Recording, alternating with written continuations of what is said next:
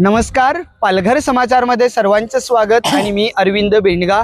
आज आपण पालघर जिल्ह्यातील डहाणू तालुक्यातील घोलवड या गावामध्ये आलेले आहोत आणि या ठिकाणी मातीच्या रंगाचं संमेलन भरवलेलं आहे आणि या संमेलनामध्ये एकंदरीत या ठिकाणचं कल्चर, संस्कृती, या ठिकाणची खाद्य संस्कृती असेल, लोकसंस्कृती असेल, नृत्य असतील, त्याचबरोबर या ठिकाणी विविध अशा हस्तकला चे जे काही स्टॉल आहेत ते या मातीच्या रंगाचे संमेलनामध्ये लावलेले आहेत। या संमेलनाचे आयोजन घोलवड ग्रामपंचायतच्या माध्यमातून आणि त्यांच्या सोबत इतर काही डिपार्टमेंटच्या माध्यमातून करण्यात आलेलं आहे। डहाणू तालुक्यात मातीचे संमेलन उत्सवात घोलवड येथे सामुदायिक संग्रहालयाचे उद्घाटन। डहाणू दिनांक 20 फेब्रुवारी।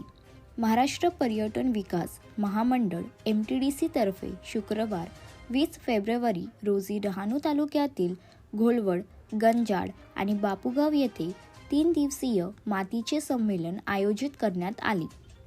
घोलवड येथे संमेलनासह सामुदायिक संग्रहालयाचे उद्घाटन आदिवासी कला परंपरेचे ज्येष्ठ भिकल्या धिंड्या यांच्या हस्ते करण्यात आले। या प्रसंगी महाराष्ट्र राज्य खादी व ग्रामोद्योग मंडळ मुंबईच्या मुख्य कार्यकारी अधिकारी गीतांजली बाविस्कार, MTDCचे अधिकारी उमेश राजपूत, घोलवडचे सरपंच रवींद्र भुजड, उपसरपंच कुणाल शहा, ग्रामपंचायत अधिकारी गुरुनाथ वारघडे, सुमन दास तसेच ग्रामस्थ मोठ्या संख्येने उपस्थित होते। उद्घाटनावेळी भिकल्या धिंडा यांनी आपल्या आयुष्यातील संघर्षमय प्रवास उलगडताना सांगितले की शाळा सोडून गुरे चारावी लागली, मात्र त्यानंतर आदिवासींची पारंपरिक तारपा वादन कला वाढवल्याप्रमाणे आत्मसात करून जपली आणि ती गल्लीपासून दिल्लीपर्यंत पोहोचवली, याचा अभिमान असल्याचे त्यांनी सांगितले।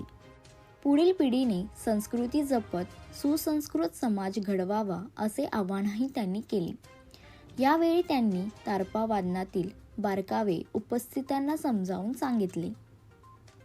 संमेलनाचे मुख्य आकर्षण म्हणजे कलाकार आणि परंपरा जपणाऱ्यांशी थेट संवाद हा असल्याचे MTDCचे अधिकारी उमेश राजपूत यांनी सांगितले। शाश्वत पर्यटन विकासासाठी MTDC कटिबद्ध असल्याचे त्यांनी स्पष्ट केले।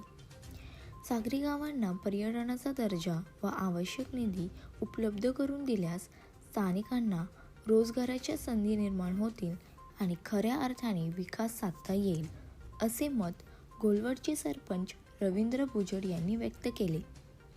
पर्यटन व्यवसायातील तज्ज्ञ प्रभाकर सावे यांनीही विकली टुरिझम न राहता येथे पर्यटन वर्षभर बहरले पाहिजे असे मत मांडले। संमेलनाच्या निमित्ताने बांबू हस्तकला, पारंपरिक खाद्यपदार्थांचे स्टॉल तसेच स्थानिक कलांचे प्रदर्शन यामुळे परिसरात उत्साहाचे वातावरण निर्माण झाले असून डहाणू तालुक्यातील सांस्कृतिक वारशाला नवे व्यासपीठ मिळाले आहे।